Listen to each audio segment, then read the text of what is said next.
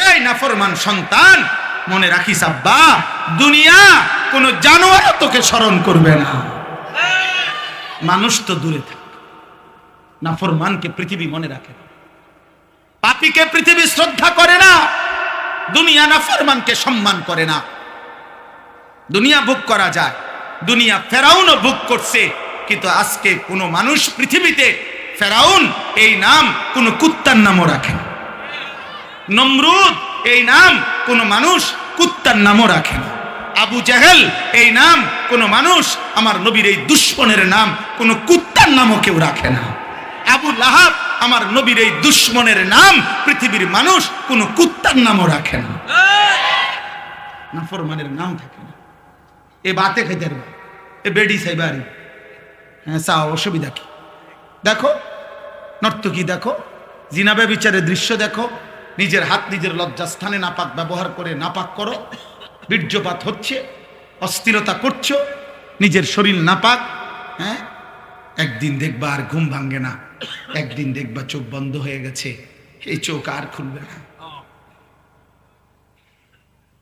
আর খুলবে না, আর খুলবে না। সেদিন বুঝবা স্বার্থপর এই দুনিয়া কাউকে মনে রাখে না, কাউকে না, কাউকে না, কাউকে মনে রাখে না। আমি অনুরোধ করলাম, 1450 বছর আগে এক যুবক, কৃষ্ণাঙ্গ ছিল, কালো, হাবশি, গোলাম, কৃতদাস, কালো চেহারার, কিন্তু আল্লাহকে রাজি করে গেছে, 5 ওয়াক্ত নামাজের সেজদা দিছে। আমার নবী সাল্লাল্লাহু আলাইহি সাল্লামের ভালোবাসা কলিজার মধ্যে ভরা ছিল। আরশে আজিমের মালিক বলছে, আল্লাহ বলছে আমি তোকে গ্রহণ করলাম। তো 1450 বছর পরেও পৃথিবীর লক্ষ কোটি ইমানদারের সন্তানের নাম বেলাল। বেলাল দেশে দেশে, বেলাল পৃথিবীর প্রান্তে প্রান্তে, বেলালের কোনো দেশ নাই, বেলালের কোনো সীমান্ত নাই, বেলাল পৃথিবীর এই প্রান্তে, বেলাল পৃথিবীর ওই প্রান্তে, সর্বত্র। এই একদিন মনে রাখো আব্বা, শহীদ শরীফ উসমান হাদি রাহমাতুল্লাহ আলাইহি, এই ইমানদার যুবকের নামও ইনশাআল্লাহ 1000 বছর পরে আমার বাংলার মাটিতে যেই সন্তান জন্ম নিবে, সেও বুঝ হওয়ার পরে শহীদ শরীফ উসমান হাদির নাম তার কলিজায় রব বসায় দিবে। 1000 বছর পরের প্রজন্ম তাকে চিনবে। মনে এই পৃথিবীর তৃতীয় উসমান, উসমান হাদি, যে পৃথিবীতে সোনার অক্ষরে যার নাম লিখে গেল, তৃতীয় উসমান সে। প্রথম উসমান, উসমান ইবনে আফফান, ইসলামের তৃতীয় খলিফা। দ্বিতীয় উসমান, 650 বছর এই পৃথিবীতে উসমানী খেলাফত, তুর্কি খেলাফত, অটোমান সাম্রাজ্যের প্রতিষ্ঠাতা ওসমান গাজী, তিনিও 650 বছর এই পৃথিবীতে ইসলামী খেলাফত ছিল, উসমানী খেলাফত। এই খেলাফতের যিনি প্রতিষ্ঠাতা ছিলেন তার নামও ছিল উসমান গাজী। উসমান সে দ্বিতীয় উসমান, আর এই তৃতীয় উসমান শহীদ শরীফ উসমান হাদি রাহমাতুল্লাহ আলাইহি। গোটা পৃথিবীতে ইনশাআল্লাহ তার নাম আলোচিত হয়েছে। হ্যাঁ, রাজনীতি আগেও কেউ করছে, পরেও কেউ করবে, কিন্তু কলিজার এত পানি, চোখের এত পানি আর কেউ ঝরাইতে পারবে। আল্লাহ আমাদেরকে কবুল করে নেন। এজন্য যুবক নষ্ট হইও না, চরিত্রহীন হইও, নারী দেখে দেখে শেষ হইও না। আজকে সেজদা নবী সাল্লাল্লাহু আলাইহি সাল্লামের এই কথার কোনো জবাব দিতে পারতাম। কিয়ামতের দিন আল্লাহর নবী আমল নামা দেখে জিজ্ঞেস করবে, উম্মত আনিসুর রহমান, আমার উম্মত তুমি 365 দিনে খোদার 1 বছরে একদিনও ফজরের নামাজ পড়লা না, তুমি আমার উম্মত? তুমি আমার উম্মত 30 বছর টানা সুদে খাইলা, 60 বছর বয়স তোমার, প্রতিদিন বিড়ি সিগারেটে খাইয়া গেলা, তুমি আমার উম্মত? 60 বছরও মনে পড়ে না এটা গুনাহ? 60 বছর বয়সেও মনে পড়ে নাই যে টেলিভিশনে নাচ গান দেখা গুনাহ? তোমার স্ত্রী 30 বছর বয়স পর্যন্ত, 30 বছরও কোনোদিন পর্দা করে নাই? তোমার মৃত্যু পর্যন্ত তোমার ঘরে নিয়মিত রঙিন টেলিভিশন চলতো, নর্তকী নাচতো, নাটক সিনেমা চলতো, তুমি আমার উম্মত? তুমি কবরে আসছো এটা কি নিয়া? হাসরে আসছো এটা কি নিয়া? আমি কি দেখে সুপারিশ করব? কথা বলে না। নবী সাল্লাল্লাহু আলাইহি সাল্লাম যে সুপারিশ করবে এটা জানেন? কথা বলেন না কেন? জানেন তো? সুপারিশের কোনো কাগজপত্র লাগবে না, কোনো ফাইল টাইল লাগবে না, এমনি। হ্যাঁ, তো আপনি কি দেখাইবেন? আরে বলেন না, আপনি কি দেখাবেন? এই সুদখোর বাপ, আপনি কি দেখাবেন? এই বিড়িখোর বুড়া মিয়া, 60 বছরের বুড়া চাচা, আপনি অনবিড়ি খান কোন লজ্জায়? আপনি চা দোকানে টেলিভিশন দেখেন কেন? এই বুড়া চাচা, আপনি যদি এখনো 60 বছর বয়সে এখনো রঙিন সিনেমা নর্তকী দেখেন, আপনার চোখে যদি কোনো লজ্জা না থাকে, আমনের ফুত নাতি আপনার থেকে কি শিখবে মিয়া? আমার বিরোধিতা করেন, কাল বলে দিয়েন এমন হুজুরের ডাকাইতা হুজুর আজ জীবন আইন না। হ্যাঁ কইেন, আপনি বলে যাইয়েন এখন, নাহলে অন কন তারা রেকর্ডিং করে রাখো যে এমন হুজুর আর আইন না। এরকম ডাকাইতে হুজুর তো দেখছি না। কিন্তু আপনি বলেন, এই বুড়া চাচার এখনো লজ্জা হওয়ার সময় হয়নি? আপনার 60 বছরও আপনার শরম হইতো না? ছি ছি ছি ছি, আপনার থেকে আখলাক শিখবে কিভাবে? আখেরাত শিখবে কিভাবে? প্রজন্ম চোখের সামনে শেষ হয়ে যাচ্ছে, আমাদের চোখের সামনে আমাদের ছেলে মেয়েরা চরিত্রহীন হয়ে যাচ্ছে। এক ওয়াক্ত নামাজ পড়ে না, মুসলমানের ঘরে রাত আসলে ঘুমা। আমি জীবনে একবার, আমার আব্বারে জীবনে একবার বলছিলাম, আব্বা আমি এই মাদ্রাসায় পড়বো না, আরেকটা মাদ্রাসায় আমারে ভর্তি করায় দেন। আমার আব্বা বলছিল, ফুত, পরের লোকমা ভাত আমার ঘরে খাইও না, সাবধান। পরের লোকমা দিতে নিষেধ করছে, যে বাইরো তোমার জেনে মনে কর পড়লে পড়ো, না পড়লে বাদ দাও, কিন্তু আমার ঘরে এক লোকমা ভাত খাইও না। কসম খোদার, চোখের পানি ফেলতে ফেলতে পরে মাদ্রাসায় গেছি গাজে, এই বাদ দিত না। হ্যাঁ, আহা, দুপুরবেলা মায়ের হাতের রান্না করা ভাত খাইয়া মুসলমানের বাচ্চা এই নাফরমান সেই যে 2টা বাজে বাইরেছে, রাত 11টা বাজে ঘরে ফিরছে, আবার ভাত খাইয়া ঘুমায় গেছে। আহা, মা বাপ একটাবার জিজ্ঞাসাও করে না যে রে কিরে ফুত, আসর নামাজ কই পড়ছো, মাগরিব কই পড়ছো, এসব এখন কারো কোনো কিছুর দরকার নাই। তো টিয়া হইলেই তো হইছে, টেনশন শুধু একটাই, বিদেশ যাইব নি, টাকা কামাই করব, পয়সার দরকার, পয়সা। আর নামাজ দিয়ে তে বুঝুক আমার টাকার দরকার। এই জন্য ফুতেরে কয় যে বুঝছি তোমারে দিয়ে হইতো না, কোনো কামে লাগলে লাগো, নইলে বাড়ি যাও। টাকা দিলে লাইনে আছে, টাকা না দিলে বেলাইনে আছে। সন্তান বুঝা গেল, আপনার সন্তান আপনার টাকা উপার্জনের মেশিন বানাইছেন। এটা 18 বছরের ছেলেটা আপনাকে আল্লাহ দিছে পয়সা কামানোর লেগা, এটা এর মধ্যে আখেরাত নাই। আপনার স্ত্রীর আখেরাত নাই, আপনার মেয়ের আখেরাত নাই। এটাই সফলতা যে পয়সাওয়ালা জামাই সাইয়া মেয়েটা বিয়ে দিছি, খালাস, সফল। আল্লাহ আমাদেরকে বুঝ দান করেন, আল্লাহ আমাদেরকে ফিকির দান করেন। অনুভূতি চাই বাবা। অভিভাবক আপনারা বদলান, আপনারা চেঞ্জ করেন, আপনারা হিসাব লাগান। এই সমাজ এমনি ছেড়ে দিলে হবে না, আগামী প্রজন্ম নিরাপদ থাকবে না। এই ছেলে পেলে এরা, তোমরা বড় হইবা বাবা, আমার কথা বুঝো। তোমরা যারা এই 14, 16, 18, 20 বছর বয়সী একটা প্রজন্মের যদি বড় অংশ, তোমরা যদি বেনামাজি হইয়া বেড়ে ওঠো, তোমরা যদি নারী দেখতে দেখতে, ছবি দেখতে দেখতে, উলঙ্গ দৃশ্য দেখতে দেখতে তোমরা যদি বেড়ে ওঠো, খোদার কসম আব্বা, তোমাদের হাতের পরের জেনারেশন ওরা বহুত বড় কমবক, বড় বেশি দুশ্চরিত্র হবে। এটা মনে রাখো। আমি আমার আব্বারে দেখছি জীবনভর সাদা টুপি পরতেন। আমার বাবা জীবনে কোনোদিন রঙিন টুপি পরে নাই, আমি জীবনে কোনোদিন পরি, আমার ছেলে কোনোদিন পরে। তাহলে এটা একটা সিলসিলা আছে মানুষের। বাবার আসর থাকে মানুষের উপরে, মায়ের আসর থাকে, বংশের প্রভাব থাকে মানুষের উপরে। তাহলে আমার ভাই, তোমরা যখন বড় হবা, আল্লাহ চাহে তো আল্লাহ তোমরা হায়াত দিক, তোমরা বিবাহ করবা, তো তোমাদের বিবাহের পরে আল্লাহ যদি তোমাদেরকে সন্তান দেয়, তো তোমার এই আখলাকের উপরে তোমার সন্তান কি হবে?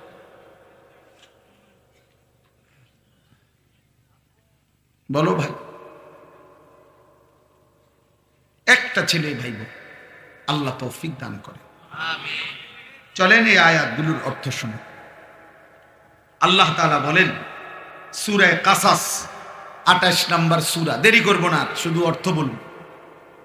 20 নম্বর পারা, সূরা কাসাস 28 নম্বর সূরা, 51 থেকে 56 6টি আয়াত পড়ছে।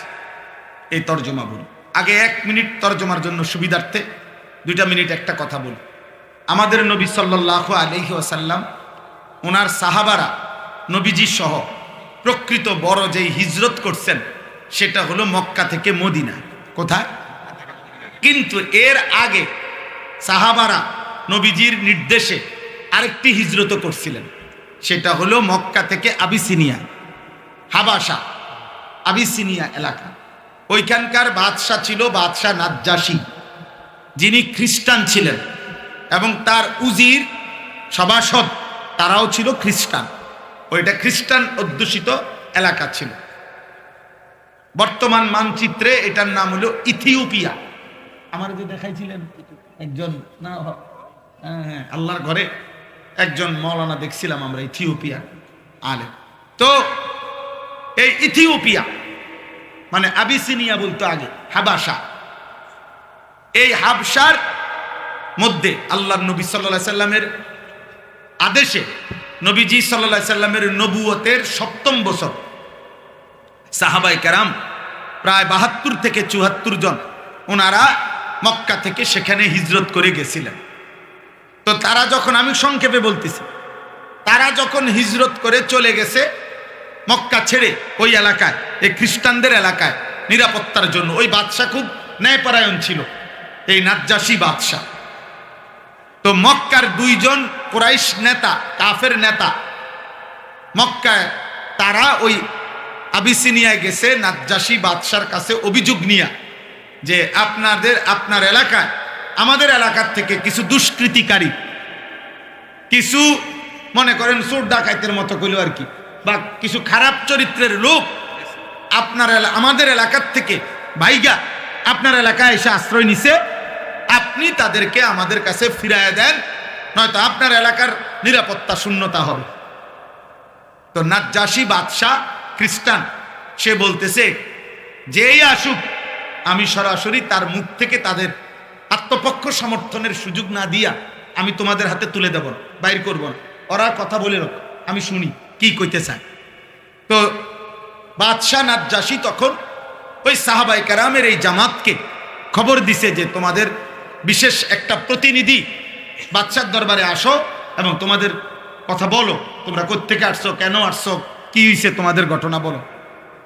এখন 72 জন সাহাবীর পক্ষ থেকে রাসূলুল্লাহ সাল্লাল্লাহু আলাইহি ওয়াসাল্লামের আপন চাচাতো ভাই হযরত জাফর ইবনে আবি তালিব রাদিয়াল্লাহু তাআলা আনহু, জাফর এই মুতার যুদ্ধে যিনি শাহাদাত বরণ করছিলেন, নবীজির আপন চাচাতো ভাই, মানে আলী রাদিয়াল্লাহু তাআলা আনহুর ভাই জাফর, এই উনি নেতৃত্ব দিয়ে আরো 10-12 জন নিয়ে বাদশার দরবারে আসছে।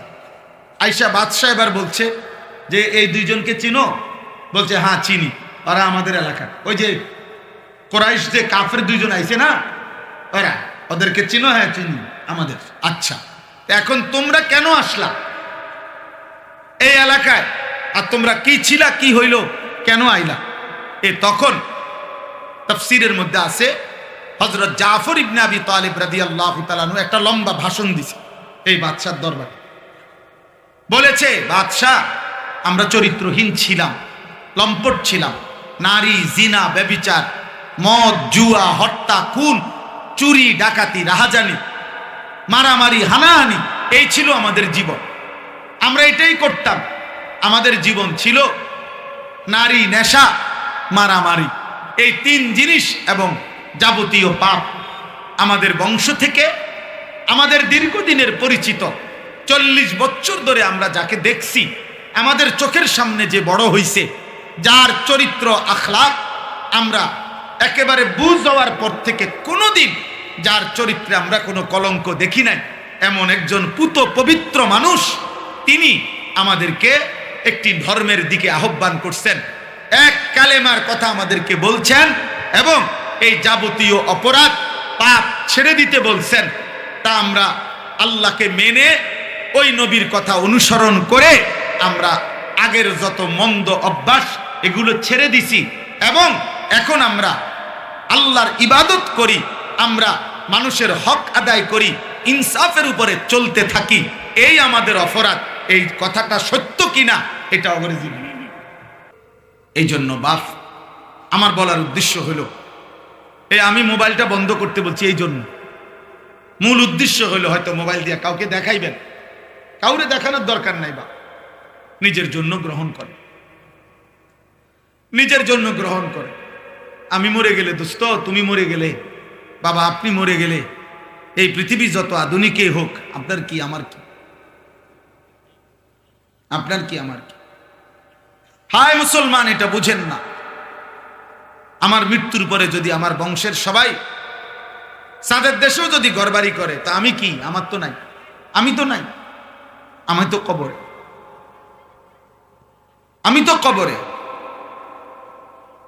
কিয়ামতের দিন যদি নবী সাল্লাল্লাহু আলাইহি সাল্লামের সুপারিশে মনে করেন হাসরের ময়দানের 100 কোটি মানুষ কথার কথা, তো সকলকেই আল্লাহ নবীর সুপারিশে জান্নাত দিছেন, শুধু একজন ব্যক্তিকে আল্লাহ তাআলা জাহান্নাম দিছে মনে করেন, তো সেই একজন যদি আমি আনিসুর রহমান হই, তাহলে বাকি সবাই জান্নাতে গেলে আমার কি লাভ?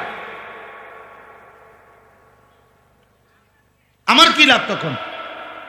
ঠিক আছে, ওরা সবাই জান্নাতে গেছে, আমি তো জাহান্নামী হলাম। তখন বাকিদের জান্নাতে যাওয়ার দ্বারা জাহান্নামী ব্যক্তি এইটারই বলবে, যাক আমি জাহান্নামে জ্বলতেছি, আমার ফুট তো বেহেশতে গেছে, এটা নিয়ে কইব।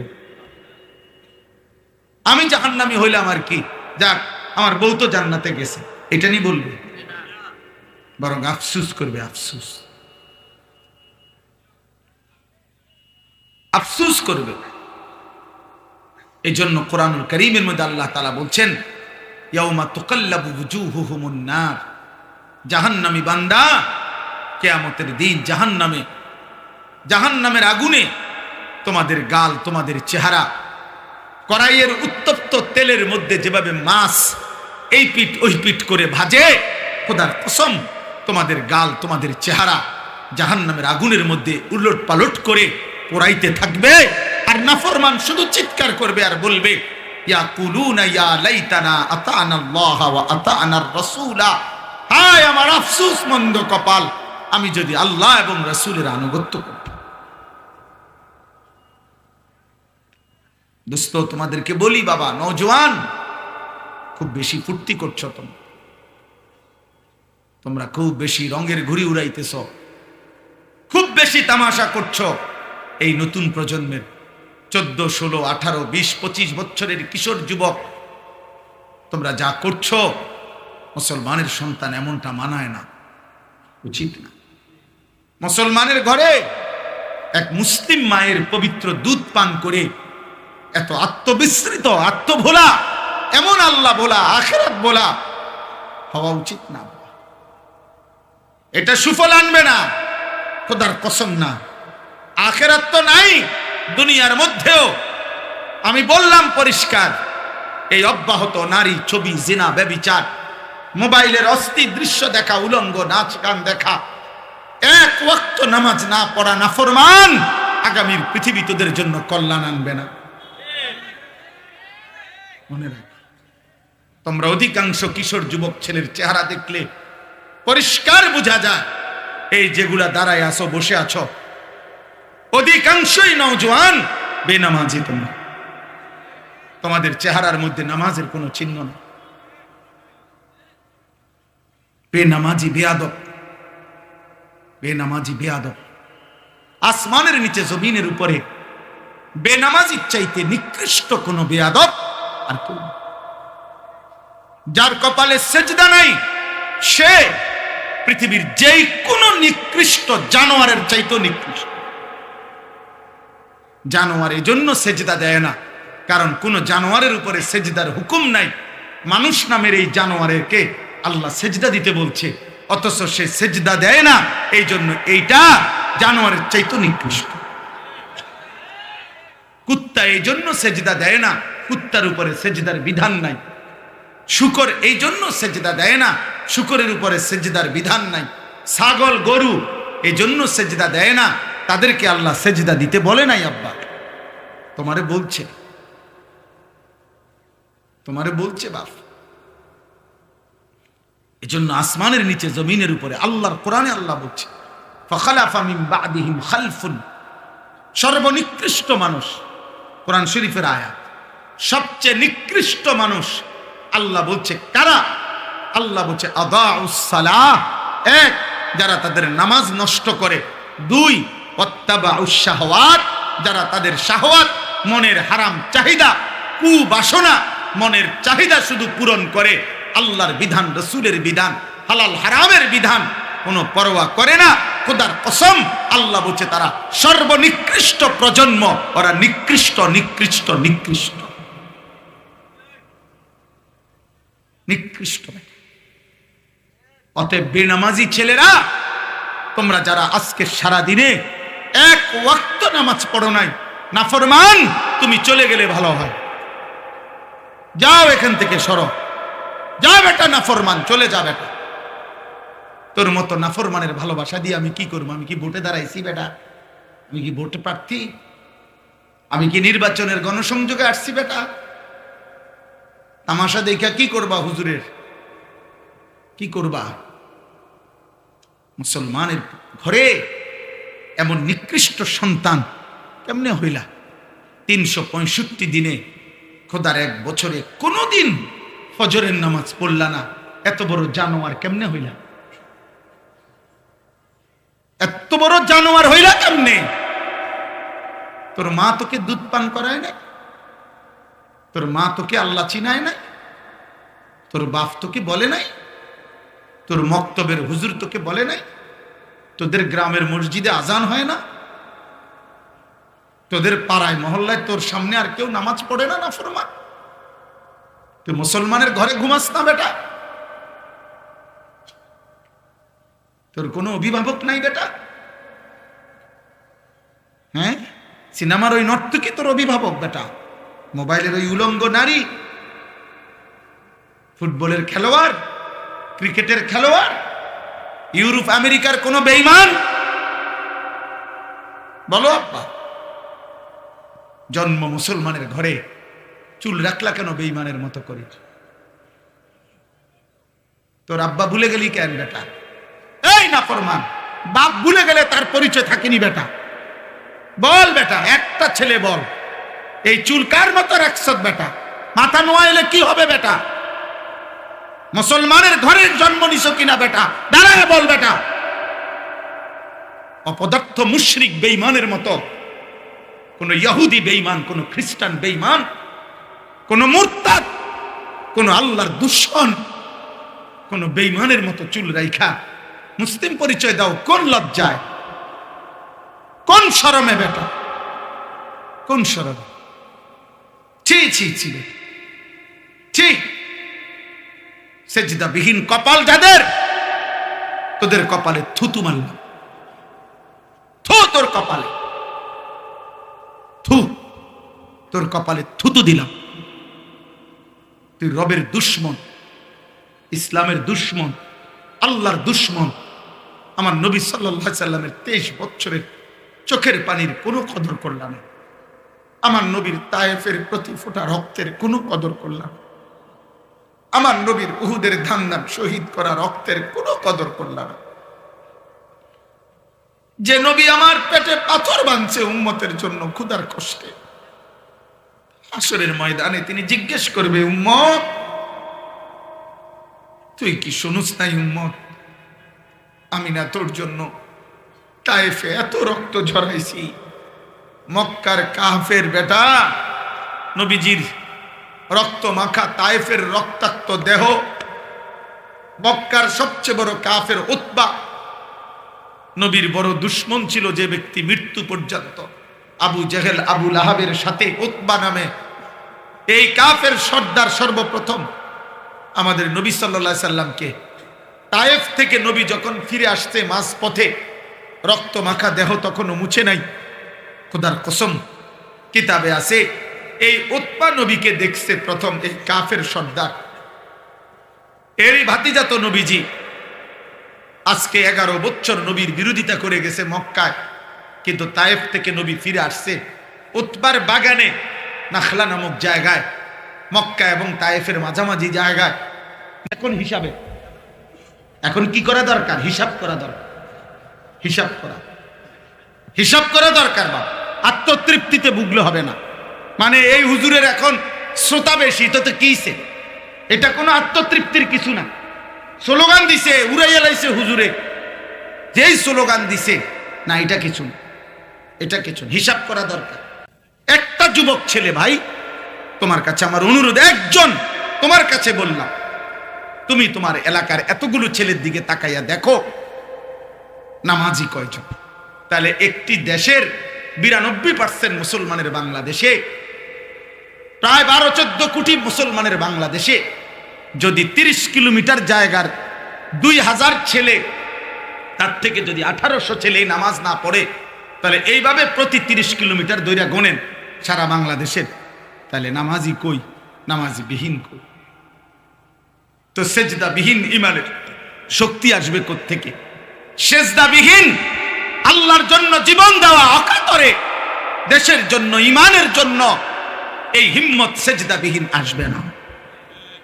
স্লোগান দেওয়া যাবে। শহীদ শরীফ ওসমান হাদি রাহমাতুল্লাহ আলাইহি, এই ইমানদার যুবক, 33 বছরের যুবক, সে বারবার বলছে আমি শহীদের মৃত্যু চাই, আমি প্রথম কাতারে সর্বপ্রথম গুলিবিদ্ধ হতে চাই।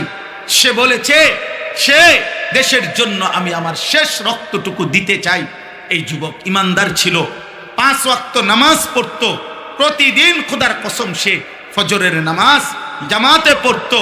তার বাবা আলেম ছিলেন, সে নিজে হাফেজে কোরআন ছিল। ফজরের নামাজের জন্য ক্যাম্পেইন করত, বন্ধুদেরকে উঠাইতো, ফজরের নামাজ সহ 5 ওয়াক্ত নামাজ জামাতে পড়তো। যেদিন গুলিবিদ্ধ হয়েছে সেদিন সে জুমার নামাজ পড়েই এই প্রথম ঘর থেকে, মসজিদ থেকে ফিরছিল, তো এরপরে গুলিবিদ্ধ হয়েছে। আমার বন্ধু এই যুবক আল্লাহর কোরআন পড়তে পারত বিশুদ্ধ, রসুলের হাদিস পড়তে পারত বিশুদ্ধ, তার মা পর্দানশীল, তার স্ত্রী পর্দানশীল, তার ভাই বড় আলেম, তার বাবা বড় আলেম, সে নিজে হাফেজে কোরআন, সে আগে মাদ্রাসায় পড়ালেখা করছে। আল্লাহ তাআলা এই জন্য বলছে, যুবক দেশ প্রেমের কথা তো অনেকেই বলে, মাতৃভূমির কথা তো অনেকেই বলে, রাজনীতির লম্বা লম্বা স্লোগান, বক্তৃতা, বিবৃতি অনেকেই তো মারে, কিন্তু আমি আল্লাহ তোর কলিজায় ঈমানও দেখলাম, দেশ প্রেমও দেখলাম, দুইটা আমি একসাথে গ্রহণ করে। তুমি হাদি চেয়েছিলে মাত্র 500 ভোট, সে বলেছিল এইবার আমি প্রার্থী হয়ে মাত্র যদি প্রথমবার 500 ভোট পাই তাইলেই আমি ভাগ্যবান মনে করব। আরশ আজিমের মালিক আল্লাহ বলে, তোর ফজরের সেজদার বদৌলতে আমি আল্লাহ 18 কোটি মানুষের সমর্থন তোকে দিয়ে দিলাম, যা। সে চেয়েছে 500 সমর্থন, আল্লাহ বলছে যা, 18 কোটি মানুষের সমর্থন যুবক তোমার জন্য দিলাম। কত হাফেজ, কত আলেম, কত মুফতি, কত মুহাদ্দিস, কত ফকি, কত পীর, কত বুজুর্গ, কত আউলিয়া, কত হাফেজে কোরআন, তালেবে ইলম, 90 বছরের বুড়া, 4 বছরের বাচ্চা, সবাই এই ইমানদার যুবকের জন্য অঝরে চোখের পানি ফেলে কাঁদছে কিনা বলো? আজকে আমি তার কবর জিয়ারত করছি, আজ আমি তার কবর জিয়ারত করে আসছি 11টা, 11:30টার দিকে। আপনার তখন আরেকটু পরে, আপনার তখনও দেখছি অজস্র মানুষ তার কবর জিয়ারত করতেছে। যেই দাঁড়ায় রয়েছে আমি তাকায় দেখলাম সব কাঁদতেছে, সবাই কাঁদতেছে। আমার ভাই, তার তো ব্যাপক কোনো দীর্ঘদিনের রাজনীতি করে নাই, কোনো টাকা পয়সা খরচ করে নাই, কিন্তু তার মধ্যে ইখলাস ছিল, ইমানের মধ্যেও বিশুদ্ধতা ছিল। দেশপ্রেম বলতে যা বলছে, স্বাধীনতা, সার্বভৌমত্ব, আজাদির কথা, মাতৃভূমির স্বাধীনতার কথা, নিরাপত্তার কথা, সেই ভারতীয় আধিপত্যবাদের বিরুদ্ধে সে একাই বলেছে, যদি কেউ না বলে আমার প্রতি ইঞ্চি জমিন আমার সীমান্তের হেফাজতে, আমি হাদি একাই বলে যাব। সে প্রমাণ করেছে আমি হাদি একাই বাংলাদেশ। হ্যাঁ, কেউ না থাকুক আমার, আমি বলেই যাব, আমি বলেই যাব। এই জন্য আল্লাহ তাআলা এত কোটি মানুষের চোখের পানি তার জন্য ঝরাইছে যুবক। এই জন্য যুবক ভাই তোদেরকে বলি, মরলে এমন মরা মইরো, বাঁচলে এমন বাঁচা বাইছ। যে মরণে চোখের পানি ঝরে, যে মরণে হাফেজ কাঁদে, আলেম কাঁদে, যে মরণে ইমাম কাঁদে, মুয়াজ্জিন কাঁদে, যে মরণে মুফতি কাঁদে, পীর কাঁদে, বুজুর্গ কাঁদে, সবাই কাঁদে। এমন মরাই মরো। নারী দেখতে দেখতে মরো না, ছবি দেখতে দেখতে মরো না আব্বা, উলঙ্গ নাচ দেখতে দেখতে মরো না, সেজদাবিহীন আল্লাহর নাফরমানি করে করে যদি মরে যাও আব্বা, তওবা না করো, আল্লাহ যদি মাফ না করে, খোদার কসম আখিরাত তো মিলবেই না। দুনিয়া, এই নাফরমান সন্তান মনে রাখিস আব্বা, দুনিয়া কোন জানোয়ার তোকে স্মরণ করবে না। মানুষ তো দূরে থাক, নাফরমানকে পৃথিবী মনে রাখে না, পাপীকে পৃথিবী শ্রদ্ধা করে না, দুনিয়া নাফরমানকে সম্মান করে না। দুনিয়া ভোগ করা যায়, দুনিয়া ফেরাউনও ভোগ করছে, কিন্তু আজকে কোন মানুষ পৃথিবীতে ফেরাউন এই নাম কোন কুত্তার নামও রাখে না, নমরুদ এই নাম কোন মানুষ কুত্তার নামও রাখে না, আবু জেহেল এই নাম কোন মানুষ, আমার নবীর এই দুশ্মনের নাম কোন কুত্তার নামও কেউ রাখে না। আবু লাহাব আমার নবীর এই দুশ্মনের নাম পৃথিবীর মানুষ কোন কুত্তার নামও রাখে না। নাফরমানের নাম থাকে না। এ বাতে খাইতে পারবে, এ বেডি সাইবারি, হ্যাঁ চা, অসুবিধা কি? দেখো নর্তকী, দেখো জিনাবে বিচারের দৃশ্য দেখো, নিজের হাত নিজের লজ্জাস্থানে নাপাক ব্যবহার করে নাপাক করো, বীর্যপাত হচ্ছে, অস্থিরতা করছো, নিজের শরীর নাপাক। হ্যাঁ, একদিন দেখবা আর ঘুম ভাঙ্গে না, একদিন দেখবা চোখ বন্ধ হয়ে গেছে, এই চোখ আর খুলবে না, আর খুলবে না, আর খুলবে না। সেদিন বুঝবা স্বার্থপর এই দুনিয়া কাউকে মনে রাখে না, কাউকে না, কাউকে না, কাউকে মনে রাখে না। আমি অনুরোধ করলাম, 1450 বছর আগে এক যুবক কৃষ্ণাঙ্গ ছিল, কালো, হাবশি, গোলাম, কৃতদাস, কালো চেহারার, কিন্তু আল্লাহকে রাজি করে গেছে, 5 ওয়াক্ত নামাজের সেজদা দিছে। আমার নবী সাল্লাল্লাহু আলাইহি সাল্লামের ভালোবাসা কলিজার মধ্যে ভরা ছিল। আরশে আজিমের মালিক বলছে, আল্লাহ বলছে আমি তোকে গ্রহণ করলাম। তো 1450 বছর পরেও পৃথিবীর লক্ষ কোটি ইমানদারের সন্তানের নাম বেলাল। বেলাল দেশে দেশে, বেলাল পৃথিবীর প্রান্তে প্রান্তে, বেলালের কোনো দেশ নাই, বেলালের কোনো সীমান্ত নাই, বেলাল পৃথিবীর এই প্রান্তে, বেলাল পৃথিবীর ওই প্রান্তে, সর্বত্র। এই একদিন মনে রাখো আব্বা, শহীদ শরীফ উসমান হাদি রাহমাতুল্লাহ আলাইহি, এই ইমানদার যুবকের নামও ইনশাআল্লাহ 1000 বছর পরে আমার বাংলার মাটিতে যেই সন্তান জন্ম নিবে, সেও বুঝ হওয়ার পরে শহীদ শরীফ উসমান হাদির নাম তার কলিজায় রব বসায় দিবে। 1000 বছর পরের প্রজন্ম তাকে চিনবে। মনে এই পৃথিবীর তৃতীয় উসমান, উসমান হাদি, যে পৃথিবীতে সোনার অক্ষরে যার নাম লিখে গেল, তৃতীয় উসমান সে। প্রথম উসমান, উসমান ইবনে আফফান, ইসলামের তৃতীয় খলিফা। দ্বিতীয় উসমান 650 বছর এই পৃথিবীতে উসমানী খেলাফত, তুর্কি খেলাফত, অটোমান সাম্রাজ্যের প্রতিষ্ঠাতা ওসমান গাজী, তিনিও 650 বছর এই পৃথিবীতে ইসলামী খেলাফত ছিল, উসমানী খেলাফত। এই খেলাফতের যিনি প্রতিষ্ঠাতা ছিলেন তার নামও ছিল উসমান গাজী। উসমান সে দ্বিতীয় উসমান, আর এই তৃতীয় উসমান শহীদ শরীফ উসমান হাদি রাহমাতুল্লাহ আলাইহি।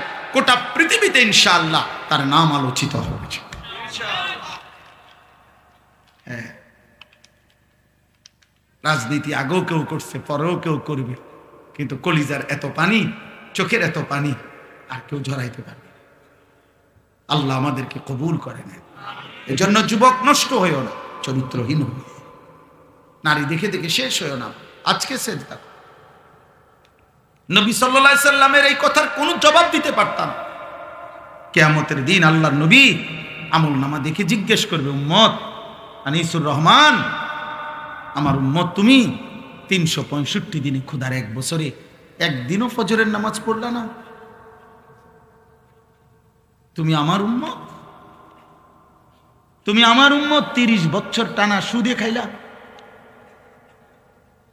60 বছর বয়স তোমার প্রতিদিন বিড়ি সিগারেটে খাইয়া গেলা, তুমি আমার উম্মত, 60 বছরও মনে পড়ে না এটা গুনাহ,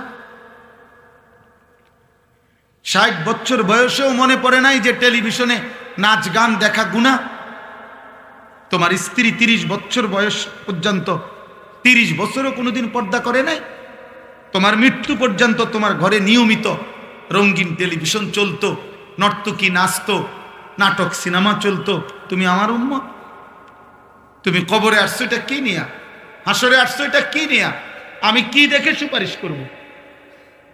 কথা বলে না। নবী সাল্লাল্লাহু আলাইহি সাল্লাম যে সুপারিশ করবে এটা জানেন? কথা বলেন না কেন? জানেন তো? সুপারিশের কোনো কাগজপত্র লাগবে না, কোনো ফাইল টাইল লাগবে না, এমনি। হ্যাঁ, তো আপনি কি দেখাইবেন? আরে বলেন না, আপনি কি দেখাবেন? এই সুদখোর বাপ, আপনি কি দেখাবেন? এই বিড়িখোর বুড়া মিয়া, 60 বছরের বুড়া চাচা, আপনি অনবিড়ি খান কোন লজ্জায়? আপনি চা দোকানে টেলিভিশন দেখেন কেন? এই বুড়া চাচা, আপনি যদি এখনো 60 বছর বয়সে এখনো রঙিন সিনেমা নর্তকী দেখেন, আপনার চোখে যদি কোনো লজ্জা না থাকে, আপনার ফুত নাতি আপনার থেকে কি শিখবে মিয়া? আমার বিরোধিতা করেন, কাল বলে দিয়েন এমন হুজুর, এমন ডাকাইতা হুজুর আজীবন আইন না। হ্যাঁ কইেন, আপনি বলে যাইয়েন এখন, নাহলে অন কন তারা রেকর্ডিং করে রাখো যে এমন হুজুর আর আইন না। এই রুম ডাকাইতে হুজুর তো দেখছি না, কিন্তু আপনি বলেন এই বুড়া চাচার এখনো লজ্জা হওয়ার সময় হয় না? আপনার 60 বছরও আপনার শরম হইতো না? ছি ছি ছি ছি, আপনার থেকে আখলাক শিখবে কিভাবে? আখেরাত শিখবে কিভাবে? প্রজন্ম চোখের সামনে শেষ হয়ে যাচ্ছে, আমাদের চোখের সামনে আমাদের ছেলে মেয়েরা চরিত্রহীন হয়ে যাচ্ছে, এক ওয়াক্ত নামাজ পড়ে না, মুসলমানের ঘরে রাত আসলে ঘুমা। আমি জীবনে একবার আমার আব্বারে জীবনে একবার বলছিলাম, আব্বা আমি এই মাদ্রাসায় পড়বো না, আরেকটা মাদ্রাসায় আমারে ভর্তি করায় দেন। আমার আব্বা বলছিল, ফুত পরের লোকমা ভাত আমার ঘরে খাইও না, সাবধান, পরের লোকমা দিতে নিষেধ করছে, যে বাইরো তোমার জেনে মনে কর ফললে পড়ো, না ফললে বাদ দাও, কিন্তু আমার ঘরে এক লোকমা ভাত খাইও না। কসম খোদার, চোখের পানি ফেলতে ফেলতে পরে মাদ্রাসায় গেছি গাজে, এই বাদ দিত না। হ্যাঁ, আহা, দুপুরবেলা মায়ের হাতের রান্না করা ভাত খাইয়া, মুসলমানের বাচ্চা এই নাফরমান সেই যে 2টা বাজে বাইরেছে, রাত 11টা বাজে ঘরে ফিরছে, আবার ভাত খাইয়া ঘুমায় গেছে। আহা, মা বাপ একটাবার জিজ্ঞাসাও করে না যে রে কিরে ফুত আসর নামাজ কই পড়ছো, মাগরিব কই পড়ছো, এসব এখন কারো কোনো কিছুর দরকার নাই, তো টিয়া হইলেই তো হইছে। টেনশন শুধু একটাই, বিদেশ যাইব নি, টাকা কামাই করব, পয়সার দরকার, পয়সা। আর নামাজ দিয়ে তে বুঝুক আমার টাকার দরকার। এই জন্য ফুতেরে কয় যে বুঝছি তোমারে দিয়ে হইতো না, কোনো কামে লাগলে লাগো, নইলে বাড়ি যাও। টাকা দিলে লাইনে আছে, টাকা না দিলে বেলাইনে আছে। সন্তান বোঝা গেল, আপনার সন্তান আপনার টাকা উপার্জনের মেশিন বানাইছেন। এটা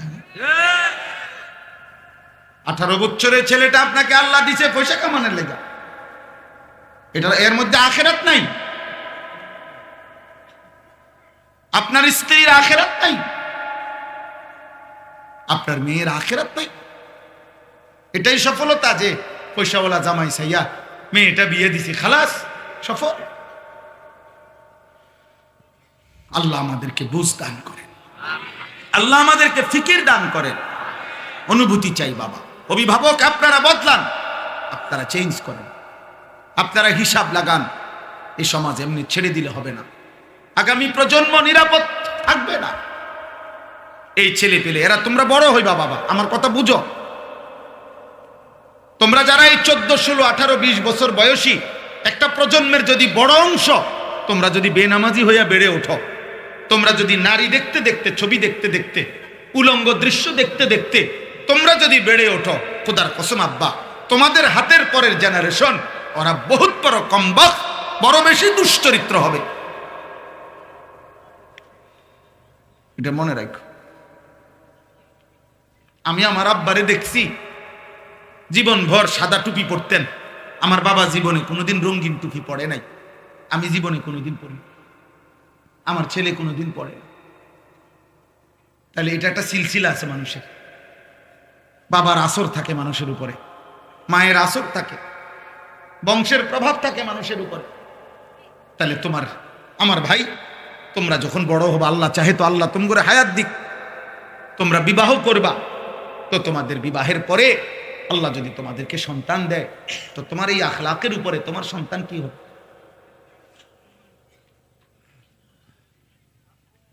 বলো ভাই।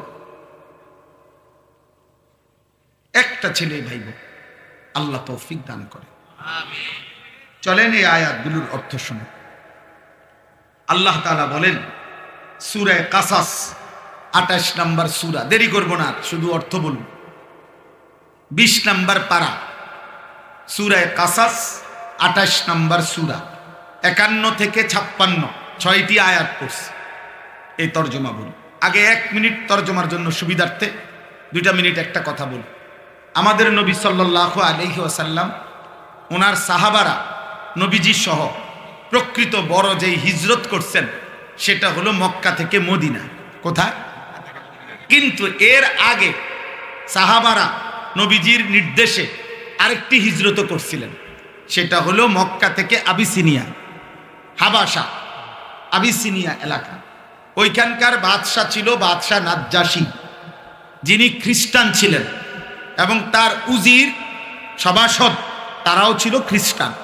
ওইটা খ্রিস্টান অধ্যুষিত এলাকা ছিল। বর্তমান মানচিত্রে এটার নাম হলো ইথিওপিয়া। আমার যে দেখাইছিলেন একজন, না হ্যাঁ, আল্লাহর ঘরে একজন মৌলানা দেখছিলাম আমরা, ইথিওপিয়া আলেম। তো এই ইথিওপিয়া মানে আবিসিনিয়া বলতো আগে, হাবাসা।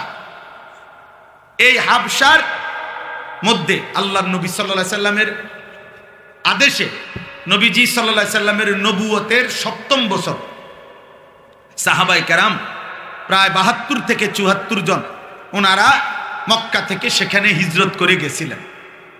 তো তারা যখন, আমি সংক্ষেপে বলতেছি, তারা যখন হিজরত করে চলে গেছে মক্কা ছেড়ে ওই এলাকায়, এই খ্রিস্টানদের এলাকায় নিরাপত্তার জন্য, ওই বাদশা খুব ন্যায়পরায়ণ ছিল, এই নাজ্জাশী বাদশা। তো মক্কার 2 জন কুরাইশ নেতা, কাফের নেতা মক্কায়, তারা ওই আবিসিনিয়ায় গেছে নাজ্জাশী বাদশার কাছে অভিযোগ নিয়ে, যে আপনার এলাকায় আমাদের এলাকার থেকে কিছু দুষ্কৃতিকারী, কিছু মনে করেন চোর ডাকাইতের মতো কইল আর কি, বা কিছু খারাপ চরিত্রের লোক আমাদের এলাকার থেকে ভাইগা আপনার এলাকায় এসে আশ্রয় নিছে, আপনি তাদেরকে আমাদের কাছে ফিরায় দেন, নয়তো আপনার এলাকার নিরাপত্তা শূন্যতা হবে। তো নাজ্জাশী বাদশাহ খ্রিস্টান, সে বলতেছে যেই আসুক আমি সরাসরি তার মুখ থেকে তাদের আত্মপক্ষ সমর্থনের সুযোগ না দিয়া আমি তোমাদের হাতে তুলে দেব, বাইর করব না। ওরা কথা বলে রাখ, আমি শুনি কি কইতে চায়। তো বাদশাহ নাজ্জাশী তখন ওই সাহাবায়ে কেরামের এই জামাতকে খবর দিছে যে তোমাদের বিশেষ একটা প্রতিনিধি বাদশার দরবারে আসো এবং তোমাদের কথা বলো, তোমরা কোত্থেকে আসছো, কেন আসছো, কি হয়েছে, তোমাদের ঘটনা বলো। এখন 72 জন সাহাবীর পক্ষ থেকে রাসূলুল্লাহ সাল্লাল্লাহু আলাইহি ওয়াসাল্লামের আপন চাচাতো ভাই হযরত জাফর ইবনে আবি তালিব রাদিয়াল্লাহু তাআলা আনহু, জাফর এই মুতার যুদ্ধে যিনি শাহাদাত বরণ করছিলেন, নবীজির আপন চাচাতো ভাই, মানে আলী রাদিয়াল্লাহু তাআলা আনহুর ভাই জাফর, এই উনি নেতৃত্ব দিয়ে আরো 10-12 জন নিয়ে বাদশার দরবারে আসছে। আইসা বাদশাহ এবার বলছে যে এই দুইজনকে চিনো? বলছে হ্যাঁ চিনি, ওরা আমাদের এলাকার, ওই যে কোরাইশ যে কাফের দুইজন আইছে না, ওরা, ওদেরকে চিনো? হ্যাঁ চিনি, আমাদের। আচ্ছা, এখন তোমরা কেন আসলা এই এলাকায়? আর তোমরা কি ছিলা, কি হইল, কেন আইলা? তখন তাফসীরের মধ্যে আছে হযরত জাফর ইবনে আবি তালিব রাদিয়াল্লাহু তাআলা আনহু একটা লম্বা ভাষণ দিছে এই বাদশার দরবারে। বলেছে, বাদশাহ, আমরা চরিত্রহীন ছিলাম, লম্পট ছিলাম, নারী, জিনা, ব্যভিচার, মদ, জুয়া, হত্যা, খুন, চুরি, ডাকাতি, রাহাজানি, মারামারি, হানাহানি, এই ছিল আমাদের জীবন। আমরা এটাই করতাম। আমাদের জীবন ছিল নারী, নেশা, মারামারি, এই 3 জিনিস এবং যাবতীয় পাপ। আমাদের বংশ থেকে আমাদের দীর্ঘদিনের পরিচিত 40 বছর ধরে আমরা যাকে দেখছি, আমাদের চোখের সামনে যে বড় হইছে, যার চরিত্র আখলাক আমরা একেবারে বুঝ হওয়ার পর থেকে কোনোদিন যার চরিত্রে আমরা কোনো কলঙ্ক দেখি নাই, এমন একজন পুত পবিত্র মানুষ, তিনি আমাদেরকে একটি ধর্মের দিকে আহ্বান করছেন, এক কালেমার কথা আমাদেরকে বলছেন এবং এই যাবতীয় অপরাধ পাপ ছেড়ে দিতে বলছেন। তা আমরা আল্লাহকে মেনে ওই নবীর কথা অনুসরণ করে আমরা আগের যত মন্দ অভ্যাস এগুলো ছেড়ে দিছি এবং এখন আমরা আল্লাহর ইবাদত করি, আমরা মানুষের হক আদায় করি, ইনসাফের উপরে চলতে থাকি। এই আমাদের অপরাধ। এই কথাটা সত্য কিনা এটা অগরিজি। ওই যে এই দুইজন এখন মক্কার কোরাইশ এই 2 লোককে নাজ্জাশী বাদশাহ জিজ্ঞাসা করছে যে বলো বলো যে সে যে বলছে এই কথা ঠিক কিনা। এবার হেরা কহ ঠিক কত, তাহলে একটু আগে কি বললা, উল্টাটা বললা কেন? তারা আগে না খারাপ ছিল, এখন তো তারা ভালো হয়েছে। তখন